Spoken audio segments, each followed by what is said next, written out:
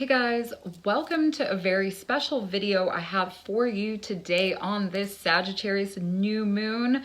I am your astrologer, Alexandra Irving, with Chasing the Bagua, and this is an extraordinary time full of change that can bring us new abundance. This new moon, well, every new moon we get the sun and the moon conjunct, but this is happening at 1 degree 37 seconds of Sagittarius. And here on the East Coast, it's happening exact at 5:57:13 p.m. Of course, you're going to get this 3 hours before on the West Coast, and in certain parts of the world, it's going to be exact on the 24th, but we are all going to be under this energy until the Capricorn new moon on December 23rd. So this is a time to rejuvenate our lives and bring more luck and expansion, especially to our heart and our homes, our families, and our friendships. There's so much to have under this energy to accumulate and to grow within our lives. We just have to respond on a heart level. Again, this new moon is happening at 1 degree 37 seconds of Sagittarius. And so this 1 degree point is going to initiate a lot of things in our lives, a lot of quick changes, especially within foreign countries, foreign policy, and when security comes up with this as well. So, homeland security could be a big issue. And I think there could be a lot of changes that are happening with the everyday people and cities. And this is going to be facilitated throughout, December and into January 12th, when we get Mars come direct. But this new moon is not making, the biggest aspects to anything. Of course, Venus and Mercury are close by, 9 degrees, 10 degrees. We have Venus and Mercury conjuncting. And so this, brings a importance to family, to friends, and to businesses, as well as those finances. Again, Jupiter rules this new moon, and it comes direct just 5 minutes and 1 second after this new moon. So the concentrated energy of the understanding and the wisdom that we can get throughout December is huge. And on a individual level, it can bring us into more alignment with our family and friends, our resources, and how we're dealing with all this and how we are applying ourselves individually into our future, because Sagittarius does rule the future. Sagittarius rules luck as well. So, as long as we're dialing it into our heart and listening to the knowledge that we've received and the information that we've gathered, we're going to be directed into a new circumstance within our lives. I think there's going to be a lot opening up, a lot of change for us, and some people may be finding their occupations changing and what they're drawn to being in service to as well. Things are going to be happening, especially for the financial realm, in sudden glimmers and insights, right?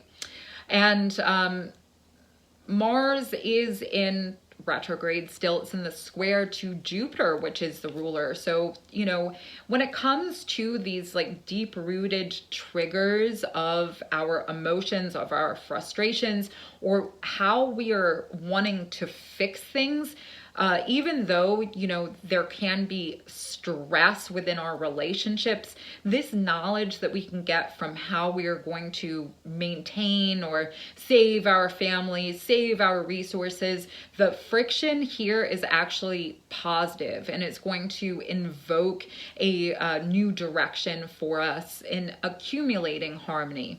So, don't be in fear or don't be upset too much about these provocations within our lives or within our relationships, because there's actually a lot of new understandings that we can get within our relationships, our friendships, and again, our businesses. Whatever we are pursuing with our mind and our communication is going to be enhanced, especially as long as we are driving ourselves forward with the understanding that the divine has our back.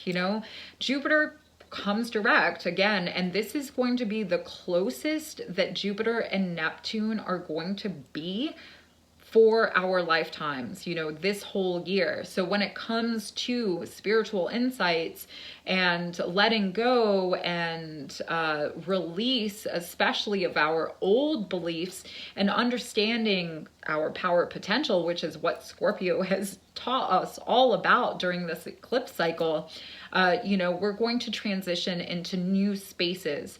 The world is changing so much, and we can see that we can see that without astrology, but we have some massive transits that are happening, especially Saturn, Uranus, which does shake up the collective. And as I spoke of, the last full moon cycle was a very collective energy. That lunar eclipse was impacting the collective. So here we are at this 1 degree point, having to initiate a new place to put our target, right? That's the Archer, is Sagittarius.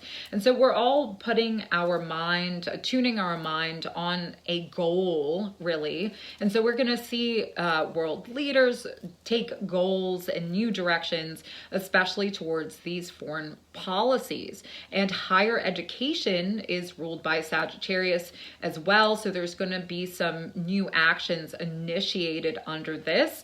And there could be some provocative situations, especially as Mars is in that opposition. But again, all these things that are going to be happening, this chain reaction, we're going to see between January and March of next year start being really facilitated. Here is just the initiation, the new inspired point of direction for ourselves individually, but also the collective. So this nakshatra that this new moon is happening is on Nurada, which is uniting something together, and it brings gifts, especially from friends and love and what we are devoting ourselves to. This nakshatra, which the nakshatras are, in a simple way to say it, is the lunar mansions in Vedic astrology.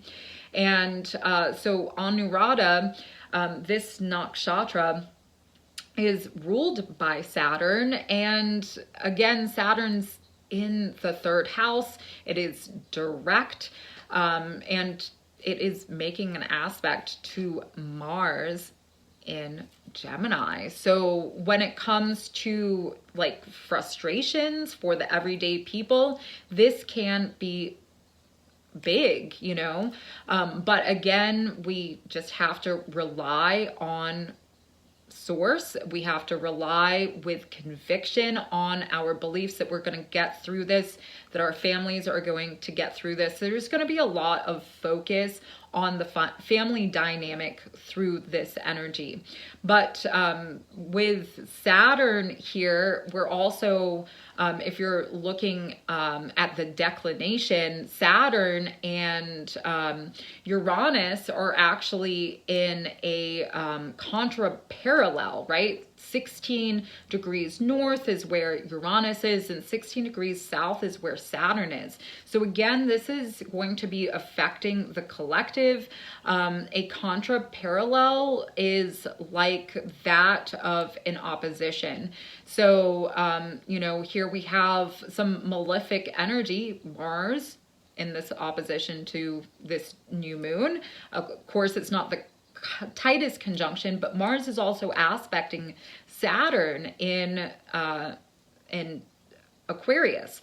So this is important. The things that are going to be happening are going to affect the collective massively. And of course, with an opposition, there can be some friction. There can be a culmination of the things that have been set up throughout this last lunation cycle, right? And the last lunation cycle was this Scorpio new moon at 2 degrees. So finances, the things that have been put into a new motion with the financial structure, especially in the global situation, are going to start having that chain reaction under this lunation cycle. So for the next month, basically.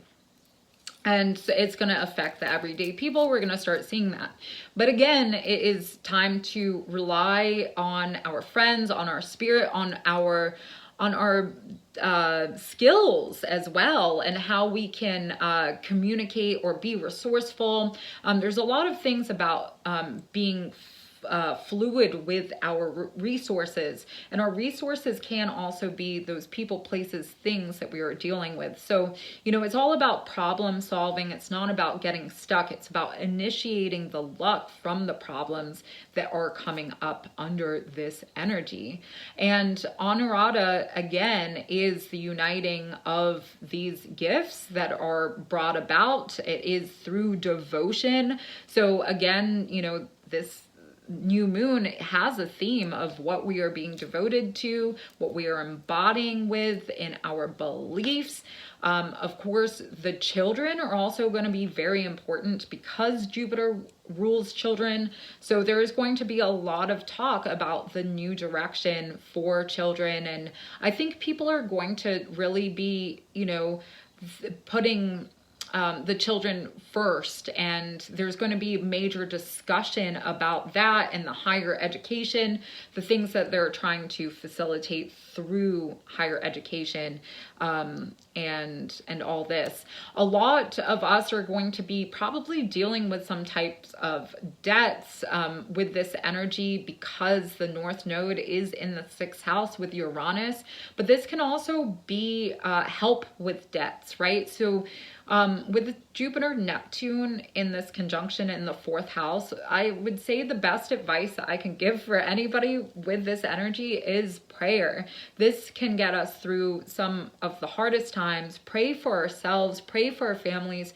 pray for families in general, just the family nucleus, right?